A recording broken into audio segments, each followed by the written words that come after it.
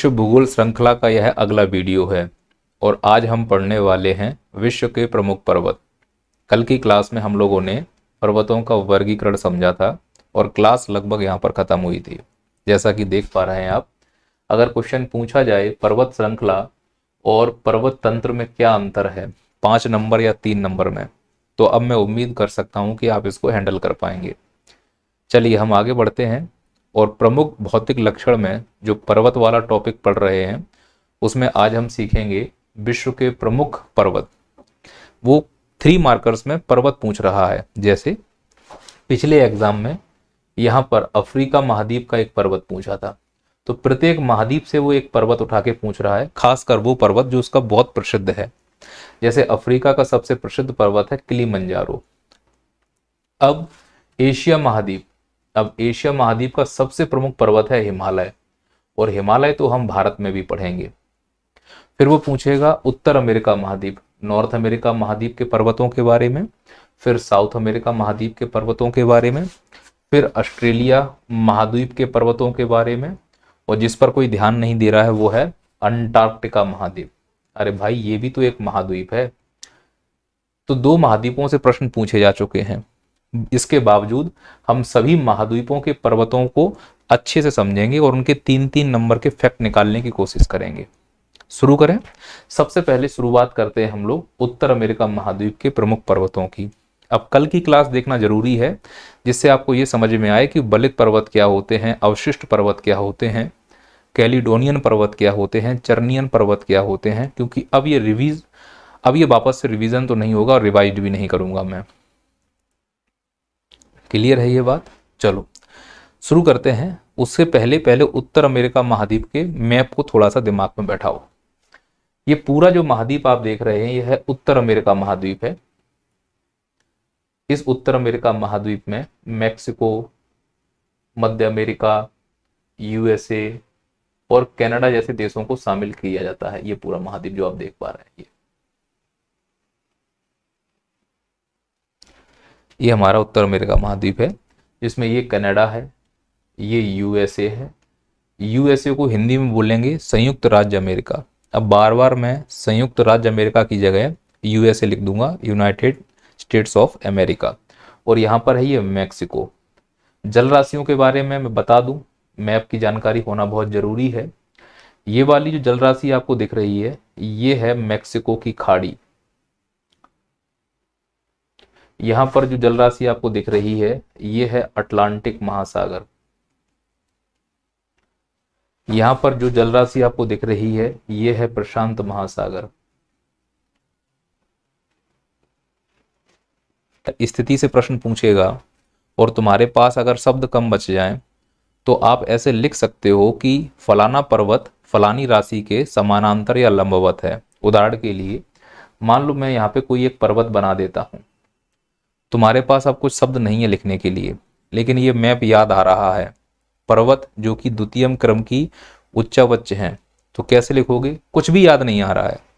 पहला पॉइंट लिखोगे यूएसए में स्थित है जो कि है। दूसरा लिखोगे है द्वितीयक उच्चावच। मैं ये नहीं कह रहा हूं कि अगर ये 3 पॉइंट आप लिख के आ जाओगे तो इस पर्वत के नंबर मिल जाएंगे, पर मैं ये जरूर कह रहा हूं कि कम से कम कॉपी तो खाली छोड़कर नहीं आओगे। 3 में से 3 ना मिल रहे हो, 3 में से 1 तो मिलेगा। तो ये तब काम आता है ये वाला ट्रिक जब हमारे तर्कस में कोई तीर ना बचे और हम बिल्कुल शब्दहीन हो जाए, हमें कुछ समझ में नहीं आ रहा है कि इसमें 3 पॉइंट क्या लिखे जाएं। तो मैं आपको बता रहा हूं कि 3 पॉइंट ऐसे लिखे जा सकते हैं जो हर जगह लागू होंगे, जिसमें ये वाला समानांतर या लंबवत और द्वितीयक उच्चावच तो कहीं भी चिपका दो जहां जरूरत पड़े। वो बस इतना याद रखना है कि किस महाद्वीप पे तुम्हारा काम हो जाएगा। जैसे इसी बार आया था आल्प्स पर्वत, तो अगर कोई बच्चा इतना लिख के आता कि यूरोप महाद्वीप में है, चूंकि उसने स्पष्ट पूछा था किस महाद्वीप में है, तो आप लिखते यूरोप महाद्वीप में है, भूमध्य रेखा के समानांतर प्राप्त होता है, द्वितीयक श्रेणी के उच्चावच हैं, खत्म बात। क्या मैं समझा पा रहा हूं आपको? तो इसीलिए जल राशि का समझना बहुत जरूरी है। जब भी आप किसी पर्वत की अवस्थिति को पढ़ें तो जल राशि से उसको कोरिलेट जरूर कर लें, बहुत फायदा होगा इसका। तो ये इधर बोलो। अब सोचो मैं कोई यहाँ पे अगर पर्वत बनाऊं तो यह पर्वत जो है वो उत्तर अमेरिका महाद्वीप के पूर्वी तट पर है। और अगर यहाँ पर कोई पर्वत बनाऊंगा तो उत्तर अमेरिका महाद्वीप के पश्चिमी तट पर है। तो एक फैक्ट तो ऐसे आ जाएगा कि यह महाद्वीप के पूर्वी तट पर है, यह महाद्वीप के पश्चिमी तट पर है। दूसरा, यह अटलांटिक महासागर के समानांतर है, वो प्रशांत महासागर के समानांतर है। तीसरा, यह भी द्वितीय क्रम के उच्चावच हैं, वो भी द्वितीय क्रम के उच्चावच हैं। चौथा, यह उत्तर अमेरिका में स्थित है, यह भी उत्तर अमेरिका में स्थित है। तो इस प्रकार से हमारे पास छोटे मोटे शब्दों से पूरा वाक्य बनना शुरू हो जाता है, और जब हम निरुत्तर हो जाते हैं जहां जहां, वहां वहां उत्तर लिखने में हेल्प मिल जाती है। सोचो कोई 3 मार्कर्स वाला क्वेश्चन 5 मार्कर्स में आ जाए, तो इस प्रकार से अगर मैप दिमाग में रहेगा तो चीज़ें लिखने में आसानी हो जाएंगी। पर मैं ये नहीं बोल रहा हूँ कि इस प्रकार के पॉइंट लाके नंबर गेन किए जा सकते हैं, एसडीएम बना जा सकता है, बिल्कुल नहीं बना जा सकता। उसके लिए थोड़ा सा एडिशनल मेहनत करनी पड़ेगी। तो आई बात समझ में आपको? तो हम आज जो करने वाले हैं वो है उत्तर अमेरिका महाद्वीप के पर्वत। इसको बहुत आसानी से हम लोग डिवीजन करते हैं। एक पर्वत ऐसे हैं जो यहां से उत्तर अमेरिका महाद्वीप के पश्चिम में है, इस प्रकार से, और एक पर्वत श्रेणी है जो उत्तर अमेरिका महाद्वीप के पूर्व में है, इस प्रकार से। तो जो ये उत्तर अमेरिका महाद्वीप के पूर्व में पर्वत बनाऊंगा, बस आप इतना याद रखना कि ये पर्वत जो हैं ये अपशिष्ट पर्वत होंगे, और जो उत्तर अमेरिका महाद्वीप के पश्चिम में पर्वत बनेंगे ये सब नवीन वलित पर्वत होंगे, कि वो अवशिष्ट पर्वत हैं। बोलूंगा नहीं, फिर भी समझना है। अब उदाहरण के लिए समझो, इस पर्वत का नाम है रॉकी पर्वत। अब तुम्हारे तर्कस में देखो तीर कितने इकट्ठे हो गए। आप ऐसे लिखोगे, उत्तर अमेरिका महाद्वीप के पश्चिमी तट पर स्थित हैं, सही या गलत? और अगर कुछ नहीं आ रहा है तो द्वितीयक क्रम के उच्चावच हैं, सही या गलत? तीसरा बोलो, नवीन वलित पर्वत हैं। चौथा बोलो, प्रशांत महासागर के समानांतर हैं। आप मेरी बात समझ पा रहे हो? जो बच्चे पहली बार पीएससी कर रहे हैं, ये मैं बात उनसे बोलना चाह रहा हूं कि बेटा कभी कभी होता क्या है कि हमें 30 यूनिट पढ़नी होती है, पता है मेंस में, केवल ज्योग्राफी अकेला तो रोना है। तो तुम बच्चे बहुत विद्वान और मेरी नज़र में बहुत काबिल होते हो, क्योंकि मैं तो ज्योग्राफी का टीचर हूँ, मुझे केवल ज्योग्राफी से मतलब है, तो मैं तो ज्योग्राफी रट के बैठा हूँ। तो मैं चाहूँ तो यहाँ 50 पॉइंट लिख दूँ उदाहरण के तौर पर आपको केवल ज्योग्राफी नहीं पढ़नी है, हिस्ट्री भी पढ़नी है, पॉलिटी भी पढ़नी है, ऐसे 30 यूनिट पढ़नी है। और 30 यूनिट में कितने ऐसे पॉइंट होंगे जो तुम कैरी करके चलते हो, तो तुम लोगों को तो मेरा नमन है। तो जब हमें लगे कि हम कोई पॉइंट भूल रहे हैं, तब ये वाला जो ट्रिक है ये काम आ सकता है। पर याद रखना, ये ट्रिक से नंबर ज़्यादा नहीं आएंगे, नंबर में कमी रहेगी आपको। ठीक इसी प्रकार से मान लो इस पर्वत का नाम अपलेशियन है, और मैं कहता हूं कि अपलेशियन पर्वत पर टिप्पणी करो, तो तुम्हें समझ में आ गया कि अपलेशियन पर्वत उत्तर अमेरिका महाद्वीप के दक्षिण पूर्वी तट पर स्थित है। यह लगभग अटलांटिक महासागर के समानांतर प्राप्त होता है, जो कि प्रकृति में एक अपशिष्ट पर्वत है। आई बात समझ में? चलो इसी प्रकार से हम उत्तर अमेरिका महाद्वीप के सभी पर्वतों को एक बार देख लेते हैं और 3-3 मार्कर्स में इनको कंप्लीट करते हैं। और अगर यही क्वेश्चन 5 मार्कर्स में आएगा तो हम एक्सटेंड करना सीख चुके हैं, कुछ ना कुछ लपेट लेंगे, हमारा काम हो जाएगा, पन्ना भर जाएगा कम से कम। तो जो यहाँ पे मैप आपको दिख रहा है, इसको मैंने हाथ से बना के रखा हुआ है जिससे अपना समय बचाया जा सके। अब याद रखना, ये जो पश्चिमी तट पर मैंने टूटे हुए बिखरे हुए पर्वत बनाए हैं, इनको बोला जाता है पश्चिमी कॉर्डिलेरा। अब कॉर्डिलेरा क्या होते हैं, मैंने पिछली क्लास में आपको समझाया था। कॉर्डिलेरा का मतलब ऐसे पर्वत समूह जो अलग अलग समय काल में अलग अलग मटेरियल से और अलग अलग प्रक्रिया से बने होते हैं, उन्हें कॉर्डिलेरा कहते हैं, पूरे पर्वतों के समूह को। तो इसमें कई सारे पर्वत हैं, जैसा कि आप देख पा रहे हैं, अलास्का है, कोस्ट रेंज है, कास्केड है, सियरा निवेदा है, कई सारे इसमें चीजें हमको दिख रही हैं। और ये जो दिख रही है अलग से, ये रॉकी है। इन सभी में सबसे लंबा जो मुझे दिख रहा है वो रॉकी पर्वत श्रेणी है। रॉकी पर्वत श्रेणी पश्चिमी कॉर्डिलेरा का ही एक हिस्सा है। तो आप समझ जाओगे कि यह उत्तर अमेरिका महाद्वीप के पर्वतों के समूह की बात कर रहा है। उसका जो कंटेंट होगा वो कुछ ऐसा दिखाई देगा हमको, जैसे यहाँ पे दिखाया है कि पश्चिमी कॉर्डिलेरा, तो इसका उत्तर ये हो जाएगा कि यह प्रशांत कॉर्डिलेरा भी कहा जाता है इसको। भैया प्रशांत कॉर्डिलेरा क्यों कह रहे हैं आप ही बताओ मुझे। क्योंकि ये जो पूरा महाद्वीप देख रहे हो, उत्तर अमेरिका महाद्वीप, इसके जो पश्चिम तट पर प्रशांत महासागर ही तो था। अब चूंकि ये पर्वत प्रशांत महासागर से सटा हुआ है, इसीलिए इसको प्रशांत कॉर्डिलेरा कहा जा रहा है। तो इसका पहला पॉइंट क्या हो गया, इसे प्रशांत कॉर्डिलेरा भी कहते हैं। दूसरा, विस्तार कहां से कहां तक है, मैक्सिको से लेके अलास्का तक, क्योंकि हमें मालूम है नीचे देखो ये मैक्सिको से लेके ऊपर ये अलास्का है। जो अलास्का है यह यूएसए का 49वां राज्य है। यूएसए में को टोटल 50 राज्य हैं, और यूएसए का जो 50वां राज्य है वो प्रशांत महासागर में एक द्वीप है, हवाई द्वीप, वहां पर है।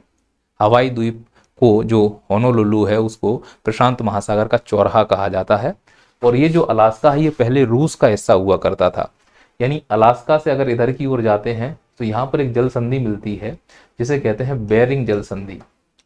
और इस बेरिंग जल संधि के बाद फिर रूस शुरू हो जाता है। कमचटका, रूस का एक प्रायद्वीप है कमचटका प्रायद्वीप।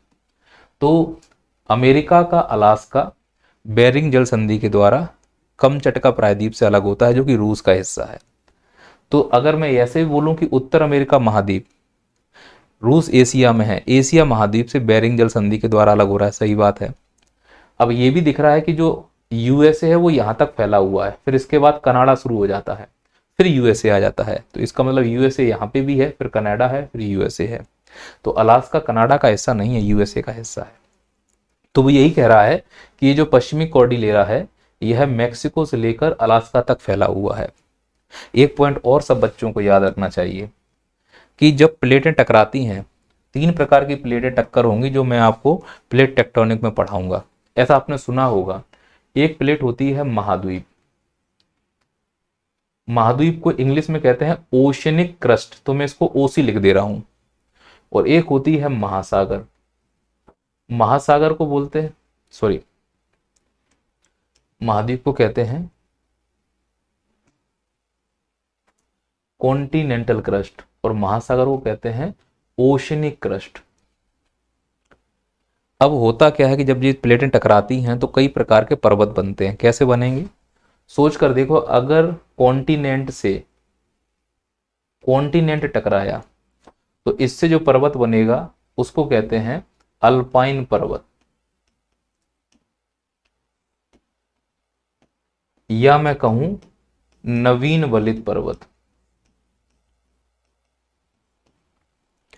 अगर कॉन्टिनेंट से ओशियन की प्लेट टकराएगी तो इससे बनता है कॉर्डिलेरा।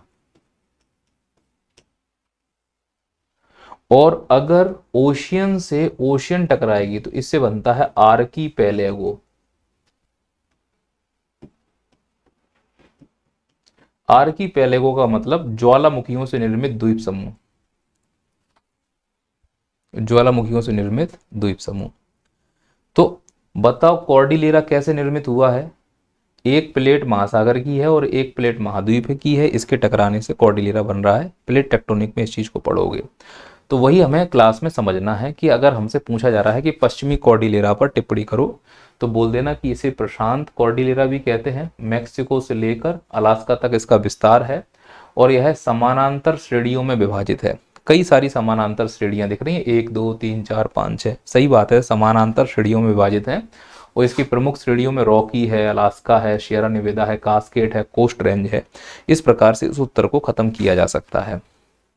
अगर इसमें और लिखना है तो महासागर और महाद्वीपीय प्लेटों के टक्कर से बना है। फिर जब आगे आप सीखोगे प्लेट टेक्टोनिक तब मालूम चलेगा कि जुआन डी फूका और नाजका प्लेटें टकराई। तो जुआन डी फूका जब प्रशांत से टकराई तो रॉकी बना, और जब नाजका और कोकस टकराए तो फिर वो एंडीज बना। इस प्रकार की चीजें आगे आपको सीखने को मिलेंगी, अभी कंफ्यूज हो जाओगे। फिलहाल तो आप ये स्क्रीनशॉट ले लो कि पश्चिमी कॉर्डिलेरा क्या कहते हैं। तो ये तुम्हारे सामने पश्चिमी कॉर्डिलेरा है। एक क्वेश्चन कंप्लीट हो गया। फुटकर में प्रश्न पूछते हैं। पहला प्रश्न पूछेगा, क्या प्रश्न है पहला, ब्रुक्स श्रेणी किसे कहते हैं। दूसरा अलास्का रेंज, तीसरा कोस्ट रेंज, चौथा कास्केड रेंज, पांचवा सियरा, और फिर एक आएगा रॉकी रेंज।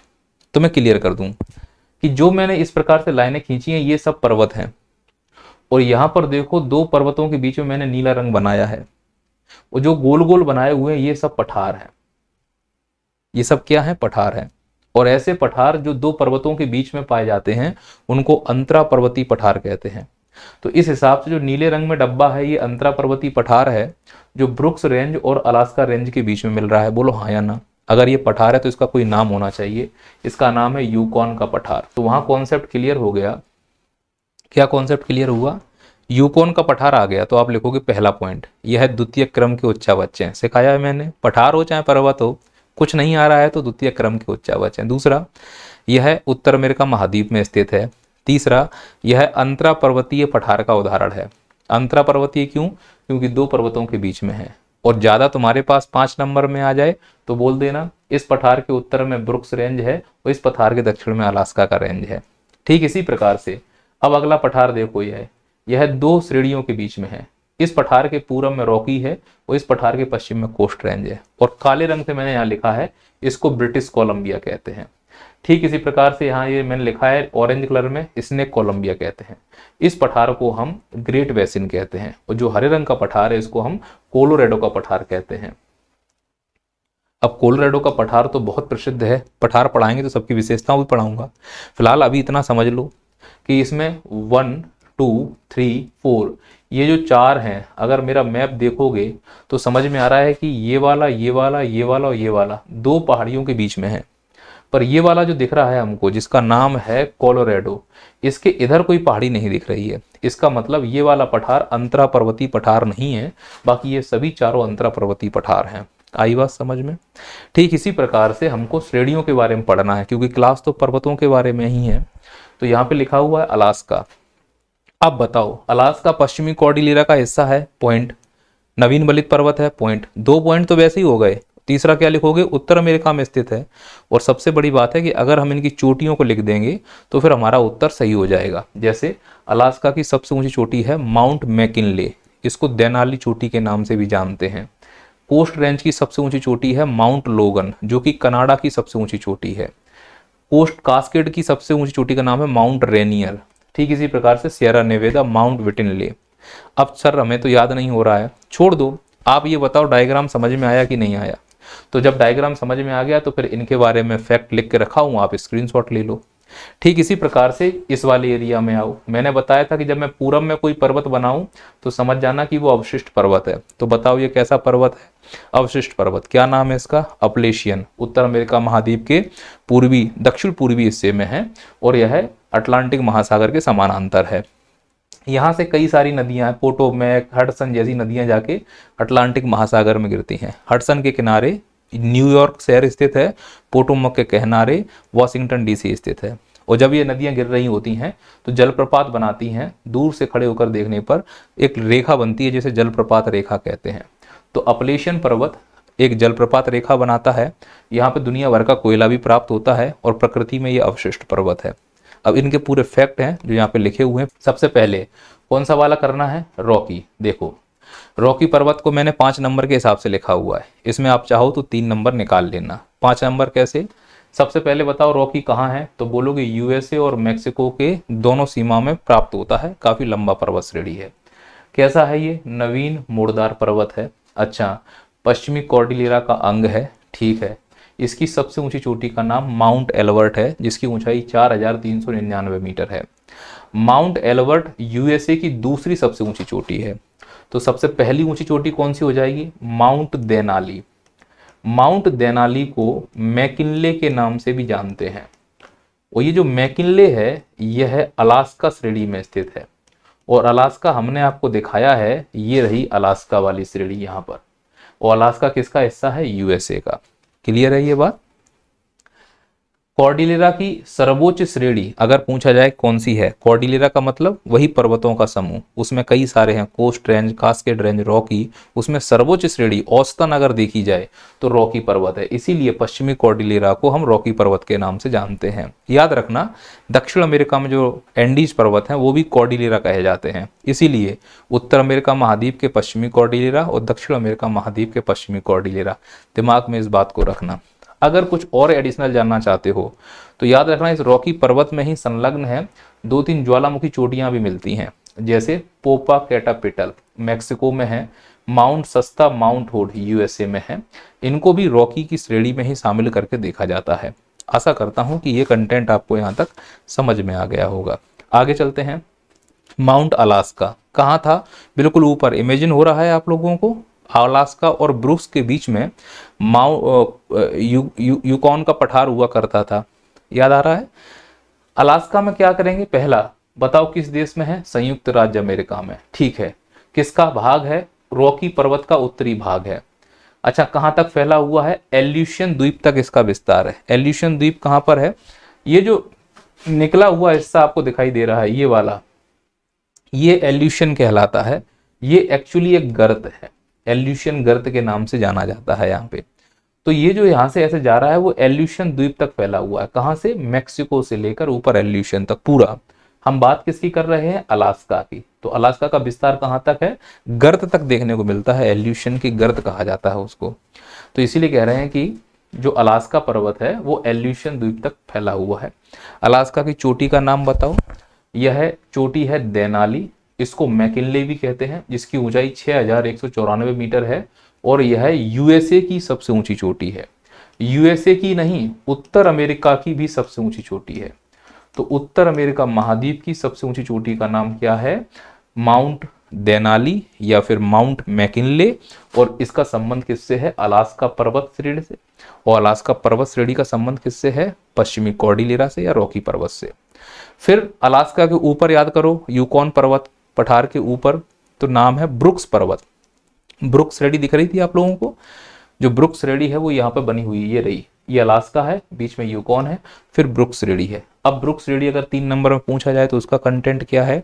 तो ये लिखा हुआ है। पहला, यूएसए में है। दूसरा, चोटी माउंट इस्तो, ब्रुक्स की चोटी का नाम माउंट इस्तो 2760 मीटर। रॉकी पर्वत का विस्तार कहाँ पर है? रॉकी पर्वत का विस्तार ही माना जाता है और इसकी जो दिशा है वो पूरब से पश्चिम है, मतलब ऐसे फैली हुई है। बाकी पर्वत ऐसे फैले हुए हैं, ये ऐसा फैला हुआ है। क्लियर है? आगे सियरा नेवेदा, जो कि सबसे नीचे दिख रहा था, यह यूएसए के पश्चिम में स्थित है। इसकी चोटी को क्या कहते हैं? माउंट विटने।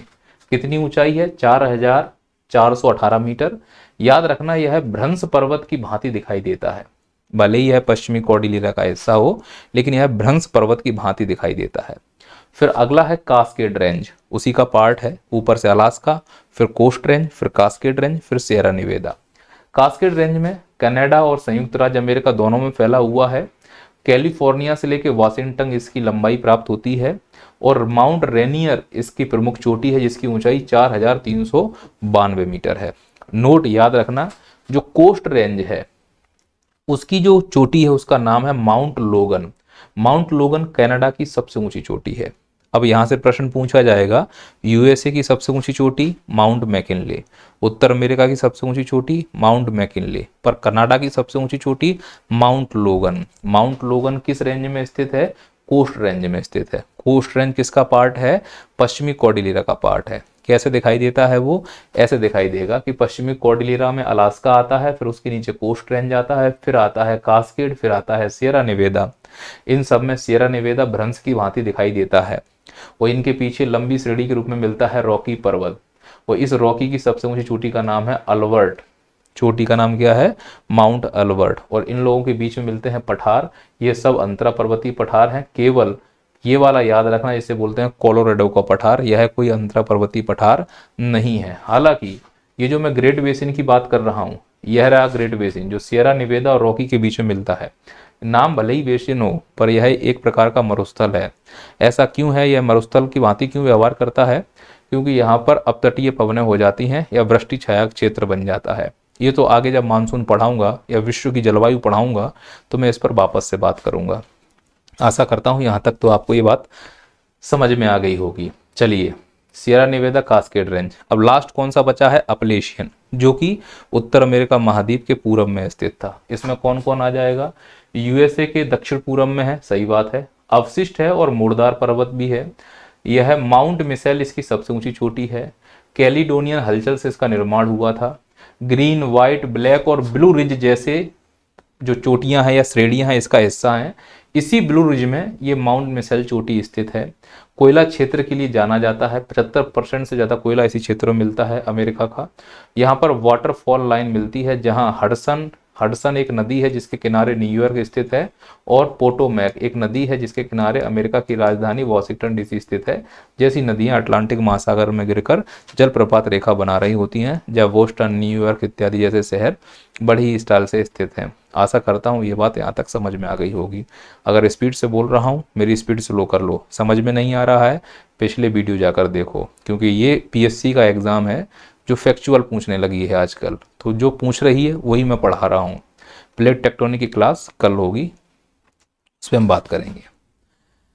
चलिए, एक महाद्वीप हमने खत्म कर लिया जिसका नाम है नॉर्थ अमेरिका, यानी उत्तर अमेरिका महाद्वीप। अब इसमें कई सारी पहाड़ियां हैं, सब पढ़ोगे तो पगला जाओगे। जैसे कि मैक्सिको में जाते हैं तो वहां पे भी 2 पहाड़ियां मिलती हैं, है ना, ओरिएंटल ऑक्सीडेंटल। मत पढ़ो इतना, वो हम जब पठार पढ़ाएंगे तो कुछ चीजें पठार में भी कवर कर लेंगे। मोटी मोटी चीजें तो पहले कंप्लीट करो। सभी महाद्वीपों के प्रमुख प्रमुख पर्वत कर लो, उनके 3-3 फैक्ट याद कर लो। ऊपर ऊपर से ही पूछ रही है तो तुम भी ऊपर ऊपर से पढ़ के जाओ। ज्यादा ज्ञानी बनना है तो एप्लीकेशन पर डला हुआ है मैपिंग का क्लास, जाके पढ़ो। पूरा मैपिंग पढ़ाया डिटेल में, घुस घुस के पढ़ाया है मैंने तो, पर इतना क्या करोगे पढ़ के। अब अगला नंबर किसका है? अब हम पढ़ रहे हैं दक्षिण अमेरिका महाद्वीप। अब देखो ध्यान से मैं क्या कहना चाह रहा हूं। जिस प्रकार से उत्तर अमेरिका महाद्वीप के इस पश्चिम में पश्चिमी कॉर्डिलेरा कहलाया, ठीक इसी प्रकार से दक्षिण अमेरिका महाद्वीप में भी पश्चिमी कॉर्डिलेरा है।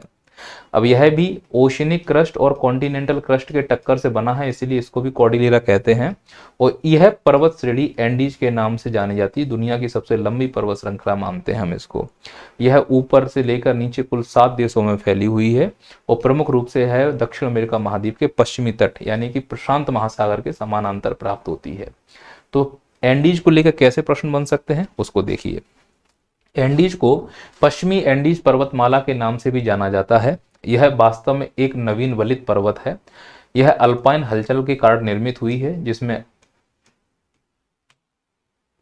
ओशिनिक क्रस्ट और कॉन्टिनेंटल क्रस्ट यानी कि महासागरीय और महाद्वीपीय प्लेटों के टक्कर से इसका निर्माण हुआ। सबसे लंबी पर्वत श्रृंखला है। कहां पर? जमीन पर, पृथ्वी पर नहीं, क्योंकि जब हम पृथ्वी की बात करते हैं तो उसमें जल राशि भी आती है और थल भी आता है। तो थल के ऊपर सबसे लंबी है, लेकिन अगर पृथ्वी की बात करेंगे तो अटलांटिक महासागर का मध्य अटलांटिक कटक सबसे लंबी पर्वत श्रेणी मानी जाती है और यह दूसरी सबसे ऊंची पर्वत श्रेणी है। तो थल के ऊपर सबसे लंबी कौन सी मानी जाएगी? लंबी एंडीज, लेकिन ऊंचाई के मामले में दूसरा है, क्योंकि पहला तो अपना हिमालय है ऊंचाई के मामले में। इसकी सबसे ऊंची चोटी का नाम माउंट एकांकागुआ है। चिली और अर्जेंटीना की सीमा रेखा पर स्थित है, जिसकी कुल ऊंचाई है 6960। यह एक प्रकार का ज्वालामुखी चोटी है, ये पॉइंट याद रख सकते हैं। अब इसमें कई सारे ज्वालामुखी बन रहे हैं, क्यों? वो प्लेट टेक्टोनिक में आप समझोगे। एंडीज पर्वतमाला या पूछेंगे एंडीज पर्वतमाला 3 नंबर या 5 नंबर, मेरे हिसाब से कंटेंट पर्याप्त है। बाकी बेसिक चीजें समझा चुका हूं, फिर भी फेफड़ों में दर्द हो रहा है तो फिर डिटेल वीडियो एप्लीकेशन पर जाकर देख लो। कहाँ? जियोलॉजी में जाकर जियोलॉजी का कोर्स लेना पड़ेगा। उसमें मैंने प्लेट टेक्टोनिक ढंग से टकराई हैं, इतनी टकराई हैं कि तुम काम, जितनी तुम्हारे मन में जिज्ञासा है प्रश्न को लेकर, वो सब शांत हो जाएंगी। पर वो काम का नहीं है, मैं क्लियर बोल दे रहा हूँ। ज्ञानी बनना है तो बात अलग है। तो ज्यादा अंदर रखने से क्या फायदा जब उसको तुम बाहर उकेर ही नहीं पाओ कॉपी पे लिखते समय। चलिए, अगला महाद्वीप है हमारा एशिया महाद्वीप। एशिया महाद्वीप को समझने के लिए इसके पूरे स्ट्रक्चर को समझना पड़ेगा, क्योंकि इसमें जो पर्वत फैले हुए हैं वो बहुत ही क्लिष्ट प्रकार से फैले हुए हैं। जैसे ये तुमको दिख रहा है, ये हमारा भारत है। ऊपर जाते हैं यहाँ हिमालय है और यहाँ पर एक पठार है जिसे बोलते हैं पामीर का पठार। और ऐसे मानते हैं कि दुनिया भर के पर्वत जो एशिया में फैले हुए हैं, उन सभी पर्वतों की उत्पत्ति इसी से हुई है। किससे? पामीर से, पठार से। इसीलिए पामीर के पठार को दुनिया की छत भी कहा जाता है। सब पिलर की भांति से जुड़े हुए हैं। अब पामीर की पठार को पामीर की गांठ भी कहते हैं। पामीर की गांठ पर टिप्पणी करो तब समझ में आ जाएगा कि अरे ये तो बड़ी प्रॉब्लम वाली बात है, कि सर ने डिटेल में पढ़ा देते तो काम हो जाता। डिटेल में पढ़ा रहा हूं मैं, अपने दिमाग में इस मैप को छाप लो, शायद काम आएगा। जैसे समझो, ये मैंने मैप पहले से बना के रखा हुआ है। ये है हमारा भारत, इंडिया कोई नहीं बोलेगा। अब भारत के ऊपर जाते हैं तो हमें मालूम है मैदान मिलता है, फिर तराई मिलता है, फिर भावर मिलता है, फिर हिमालय की शुरुआत हो जाती है। तो सपोज करो कि ये वाला जो मैंने पिंक कलर से बनाया है ये हमारा हिमालय है। पिंक कलर से मैंने क्या बना दिया है, हिमालय। और हिमालय बाद में जाके पूर्वोत्तर में जाके इस प्रकार से झुक जा रहा है, तो इसका नाम है पूर्वांचल हिमालय। अब ये जो पूर्वांचल हिमालय है जब यह म्यांमार में जाएगा तो इसे अराकान योमा कहा जाएगा। Arakan Yoma. सीधी सी बात मैं ये कहना चाह रहा हूं भैया कि जो हिमालय हमें हिमालय दिख रहा है वो पूर्वोत्तर भारत में पूर्वांचल कहलाने लगता है। और जब यही पूर्वांचल से हिमालय म्यांमार में जाता है तो म्यांमार वाले अपने हिमालय को अराकान योमा के नाम से बुलाते हैं। बात खत्म हो गई। अब अराकान योमा जब पूछा जाएगा तो म्यांमार में हिमालय का विस्तार अराकान योमा कहलाता है। और केवल म्यांमार में ही नहीं है अराकान योमा, ऐसा मानते हैं कि इसका विस्तार हिंद महासागर में बंगाल की खाड़ी में हुआ है और यह अंडमान निकोबार सुमात्रा द्वीप तक आइलैंड के रूप में प्राप्त हो रहा है, ऐसा भी माना जाता है, जो कि हम भारत के भूगोल में और अच्छे से समझेंगे। फिलहाल वापस से अपनी जगह पे आ जाओ। ये बताओ क्या है, तो आप बोले सर ये तो हिमालय है। ठीक है, अब हिमालय के ऊपर जा रहे हैं तो ये काला काला धब्बा जो मैंने बनाया है इसका नाम है तिब्बत।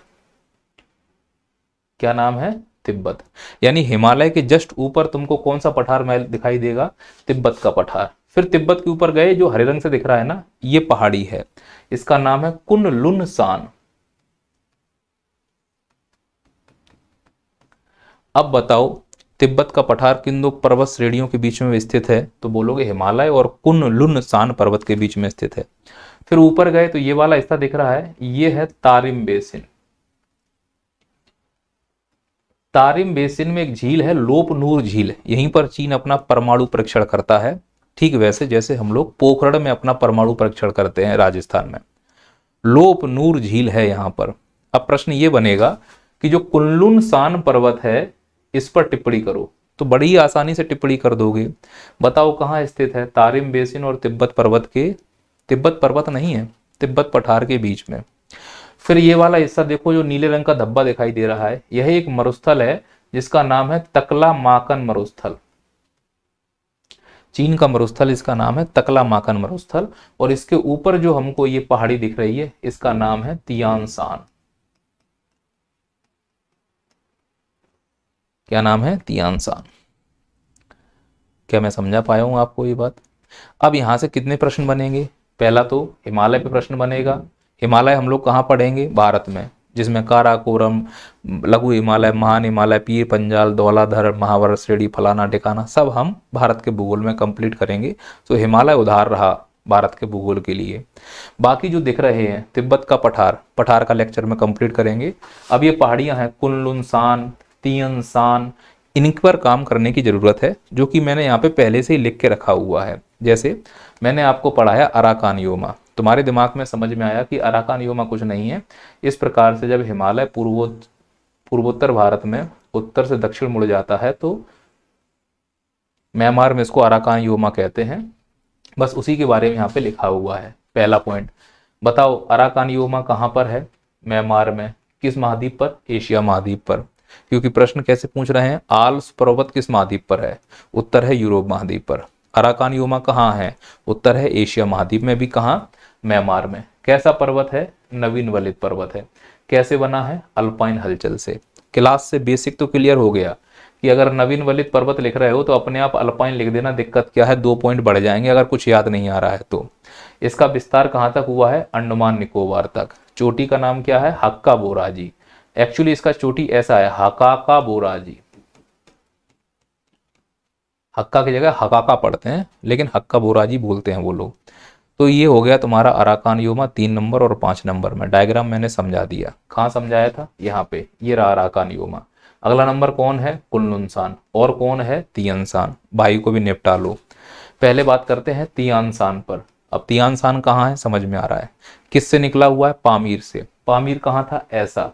पामीर की ये दिशा क्या है, उत्तर पूर्व। तो तुम बोलोगे है पामीर का उत्तर पूर्वी विस्तार है। 1 पॉइंट बढ़ जाएगा। अगर तुम्हारे पास अच्छे शब्द हैं तो फिर इसको तुम रिजर्व में रखना कि जरूरत पड़ने पर इसको यूज करेंगे। लेकिन मैं क्या लिख रहा हूं कि देखो ये तियन सान चीन में है, कजाकिस्तान और किर्गिस्तान में है, क्योंकि वो अवस्थिति और स्थिति पे प्रश्न बहुत पूछते हैं। तो तियानसान एक पर्वत है, चीन, कजाकिस्तान और किर्गिस्तान तक मिलता है। इसकी चोटी है विक्ट्री पीक, जिसकी ऊंचाई है 7,439 मीटर, और यह हर्षिनियन हलचल से बना हुआ है। अब हर्षिनियन हलचल वाले पर्वत किस कैटेगरी के होते हैं ये मैंने शुरू में सिखाया है आपको। अब आते हैं कुनलुन कुनलुन कहाँ है सर, ये रहा, हमने पढ़ा था ना कुनलुन कुनलुन जो तिब्बत के जस्ट ऊपर है। तो मैं कैसे बोल सकता हूं कि यह तारिम बेसिन और तिब्बत के मध्य स्थित है, वही तो यहाँ पे लिख रहा हूं, यह तारिम बेसिन और तिब्बत के मध्य स्थित है। इसकी चोटी का नाम है कुनलुन गॉडसे और यह अल्पाइन हलचल से बना हुआ है। आशा करता हूं कि आपको मेरी बात समझ में आ गई होगी। चलिए, ये वाला डायग्राम यहाँ पे कंप्लीट हो गया। इस डायग्राम को हम आगे शिफ्ट कर लेते हैं। आगे क्यों शिफ्ट कर रहे हैं, जिससे हम बाकी लोगों को कंप्लीट कर पाए। आशा करते हैं आप मेरी बात समझ पा रहे होंगे। तो पामीर है, अब देखो ये पामीर का पठार है, तो पामीर का ये वाला जो हिस्सा है ये दक्षिण पूरब हो जाएगा, ये उत्तर पूरब हो जाएगा, ये उत्तर पश्चिम हो जाएगा, दक्षिण पश्चिम हो जाएगा। तो इस हिसाब से जो तियनसान है वो पामीर की गांठ का उत्तर पूर्वी विस्तार है। ठीक इसी प्रकार से हिमालय पामीर की गांठ का दक्षिण पूर्वी विस्तार है। अब पामीर की गांठ का ये जो नीले रंग से बनाया है ये उत्तर पश्चिम विस्तार है, और इसको क्या कहते हैं, इसका नाम है हिंदू कुश पर्वत।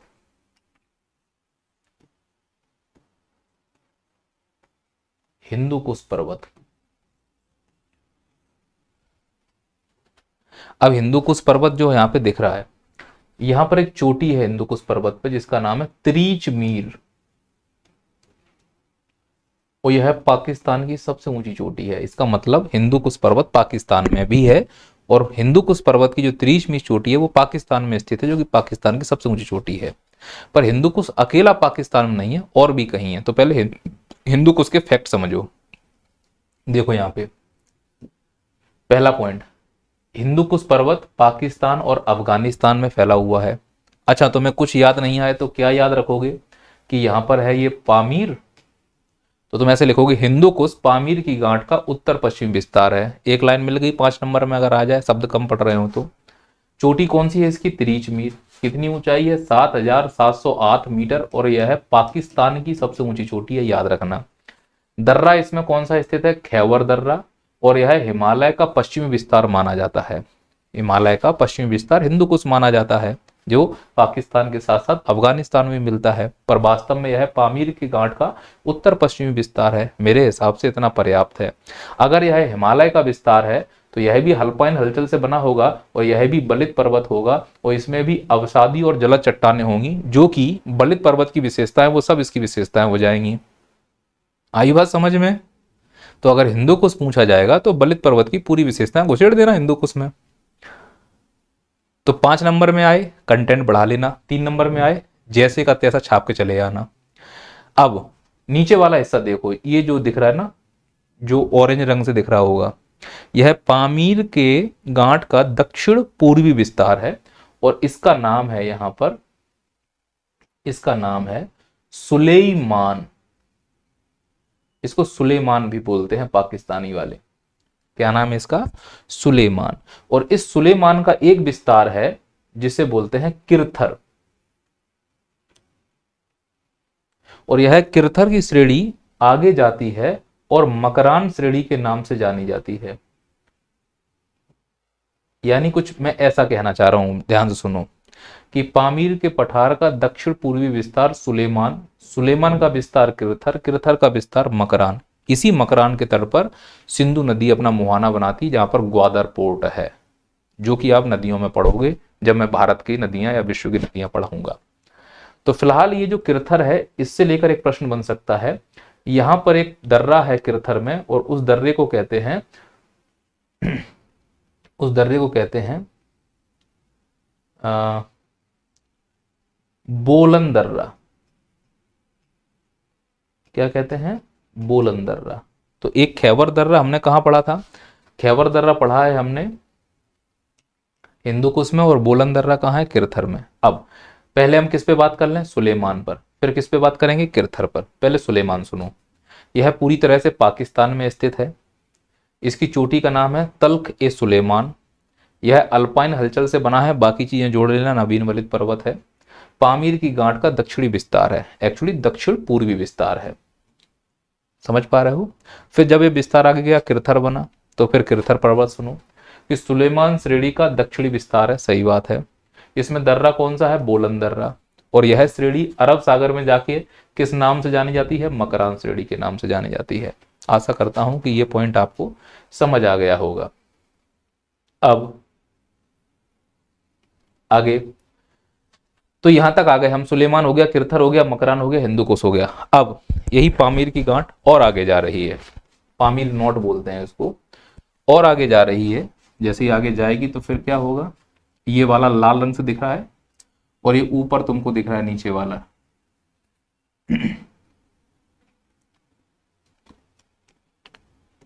ये एल्ब्रुज, और इसके आगे मिलेगा हमको जाग्रोस। दो पर्वत हैं जो हमको समझना है,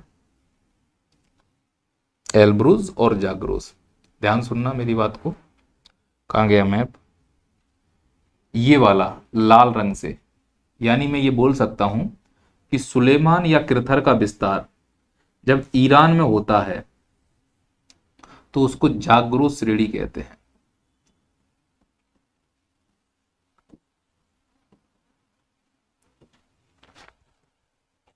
कुछ नहीं करना है बेटा, पामीर से सुलेमान आना है, सुलेमान से किरथर आना है, और किरथर को फिर जाग्रोस कर देना है। और जब जाग्रोस करना तो ध्यान रखना कि ये पूरी तरह से ईरान में कर लेना है इसको।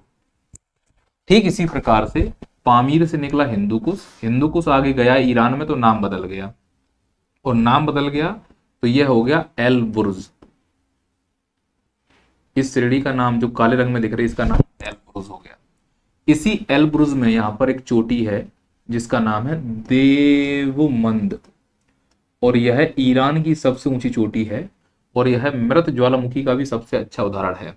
अब आप पूछोगे सर, जब हिंदुकुश एक नवीन वलित पर्वत है, एल्ब्रुज भी एक नवीन वलित पर्वत की भांति व्यवहार कर रहा है, तो देवमंद में ज्वालामुखी कैसे फट गए? तो इसका प्रमुख कारण है मध्य महाद्वीपीय पेटी का प्रभाव। ये कहां समझ में आएगा? Plate tectonic. मत फंसो इसमें, तुम तो बस इतना ध्यान रखो, हिंदुकुश आएगा लिख देंगे, एल्ब्रुज आएगा लिख देंगे, जाग्रोस आएगा लिख देंगे। कैसे लिखेंगे? ऐसे लिखेंगे। किरथर कंप्लीट हो गया। अब आते हैं एल्ब्रुज पर। याद रखना, एल्ब्रुज और एल्ब्रुस में अंतर है। ये जो एल्ब्रुज है ये पर्वत है ईरान का, और जो एल्ब्रुस है ये चोटी है यूरोप की, सबसे ऊंची चोटी है यूरोप की, 5642 मीटर ऊंचाई है, और यह काकेसस पर्वत में स्थित है।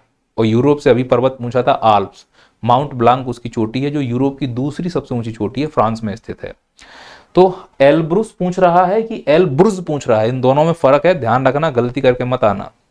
अब जो एल्ब्रुज है ये किसका विस्तार है? तो मैंने लिखा है हिंदुकुश का विस्तार। कहां पर? ईरान में। क्या कहलाएगा? एल्ब्रुज पर्वत कहलाएगा।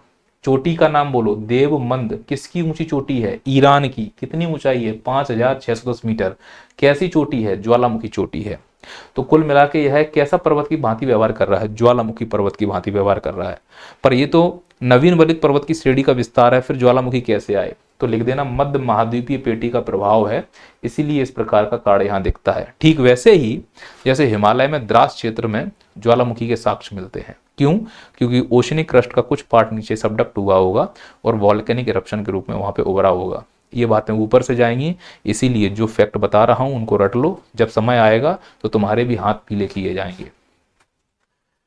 एल्ब्रुज के नीचे वाला क्या कहलाया?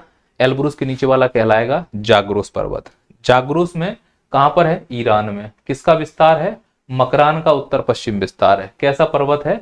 अल्पाइन हलचल से बना है। अब अगर आप मैप को देख पा रहे होंगे तो ये तुम्हारा मैप यहां पे दिखाई दे रहा है। जैसे ही ये एल्ब्रुज और जाग्रोस जाकर मिलते हैं, तो जहां पर ये मिलते हैं उस गांठ को कहा जाता है अरारात पर्वत या पठार। और यहां पर दो बड़े बड़े मरुस्थल हैं ईरान में, इसे दस्ते कबीर, दस्ते लुत। दस्ते लुत का विस्तार पाकिस्तान में भी है। फिर आगे आते हैं, अरारात के बाद फिर से दो श्रेणियों में टूट जाती है। तो जो टूट जाती है उसमें से एक श्रेणी कहलाती है पोंटिक और एक कहलाती है टॉरस, और इन दोनों के बीच में है अनातोलिया का पठार। जब हम पठार पढ़ेंगे अनातोलिया का तो फिर इसमें बात करेंगे, और इनका संबंध टर्की से है। तो अगर हमसे पूछा जाएगा टॉरस पर्वत के बारे में तो बोलोगे यह अर्मेनिया के गांठ या टर्की तक फैला हुआ है, अल्पाइन हलचल से बना है, और इसकी सबसे ऊंची चोटी का नाम है डेमरिक काजिक। क्लियर है, ऊंचाई है 3756 मीटर। चलो अब हम आगे आते हैं, कौन कौन से महाद्वीप हमने कंप्लीट कर लिए हैं। एक तो सर नॉर्थ अमेरिका महाद्वीप, दक्षिण अमेरिका महाद्वीप, और एक कंप्लीट कर लिया है एशिया। अब अगला महाद्वीप कौन सा है, तो हम बात कर लेते हैं यूरोप की। अब यूरोप कहाँ है, ये रहा यूरोप, जिससे प्रश्न पूछे गए हैं। यूरोप और एशिया कैसे अलग होते हैं, एक बहुत बड़ा पर्वत है, उस पर्वत को कहते हैं यूराल पर्वत, जो यूरोप को एशिया से अलग करने का काम करता है। तो यूरोप में जो यूरोप को जो एशिया से अलग कर रहा है उसी से शुरुआत करते हैं। सबसे पहले देखते हैं यूराल पर्वत प्रमुख रूप से कहां पर है, रूस देश में। महाद्वीप कौन सा पड़ता है, यूरोप महाद्वीप, या मैं कहूं एशिया महाद्वीप, दोनों में, यूरोप और एशिया दोनों में फैला है। क्यों, क्योंकि यह यूरोप और एशिया दोनों की सीमा रेखा बनाता है। यह प्रकृति में एक वलित पर्वत है, इसकी चोटी का नाम है नरोड नाया, और यहां से एक नदी निकलती है यूराल नदी, और यह यूराल नदी भी यूरोप और एशिया की सीमा रेखा बनाती है। फिर एक और पर्वत है यूरोप में, जिसे बोलते हैं काकेसस पर्वत। काकेसस पर्वत रूस, अर्मेनिया, जॉर्जिया और अजरबैजान में प्रमुख रूप से प्राप्त होता है। इसीलिए अर्मेनिया, जॉर्जिया और अजरबैजान को मिलाकर काकेसस कंट्री कहा जाता है। अवस्थिति अगर इस पर्वत की देखी जाए तो काला सागर और कैस्पियन सागर के बीच में है। चोटी इस पर्वत की एल्ब्रूस है, जो कि मैंने अभी बताया था, जिसकी ऊंचाई 5642 मीटर है लगभग, एक बार करेक्ट कर लेना, बिना देखे लिखा है मैंने, जो कि यूरोप की सबसे ऊंची चोटी है, ध्यान रखना। यह अल्पाइन हलचल से बना है, इसका मतलब यह भी एक नवीन वलित पर्वत है। आगे आते हैं आल्स पर्वत। यह स्विट्जरलैंड, इटली और फ्रांस में फैला हुआ है। सबसे ज्यादा कहां फैला है, स्विट्जरलैंड में। किस महाद्वीप पे स्थित है, यूरोप पर। यही पीएससी ने प्रश्न पूछा था हमसे। यह एक मोड़दार पर्वत है, इसकी चोटी का नाम माउंट ब्लांक है, जिसकी ऊंचाई है 4810 मीटर, और यह फ्रांस देश में स्थित है। अल्पाइन हलचल से बना होने के कारण यह नवीन वलित पर्वत श्रेणी में आता है। अगला एपेनाइन, यह इटली में स्थित है। महाद्वीप कौन सा पड़ेगा, यूरोप महाद्वीप पड़ेगा। वलित पर्वत है, लाइम स्टोन हिल के नाम से भी जाना जाता है, क्योंकि यहाँ पे इनकी प्राप्ति होती है। सबसे अच्छा उदाहरण है लाइम स्टोन हिल के लिए, और चोटी का नाम है माउंट कार्नो, एपेनाइन का। अगला है यूरोप की पर्वत श्रेणी का नाम पिरेनीज, फ्रांस और स्पेन की सीमा रेखा के बीच में प्राप्त होती है। वलित पर्वत है, चोटी है पिको डी एनेटो, और एक और है पेनाइन, जो कि ब्रिटेन का केंद्रीय भाग है। प्राचीन वलित अवशिष्ट पर्वत के रूप में जाना जाता है। क्रॉस फेल इसकी सबसे ऊंची चोटी है।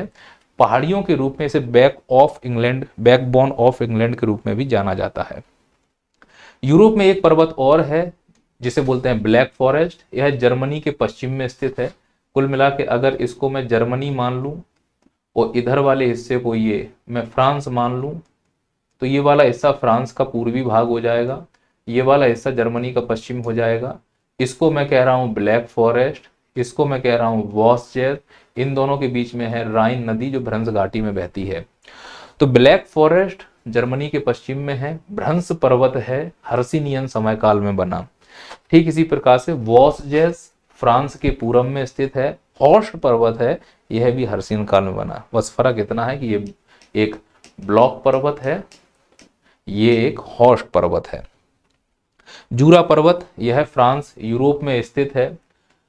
फ्रांस और स्विट्जरलैंड की सीमा रेखा बनाता है। इसकी चोटी का नाम है नीगे।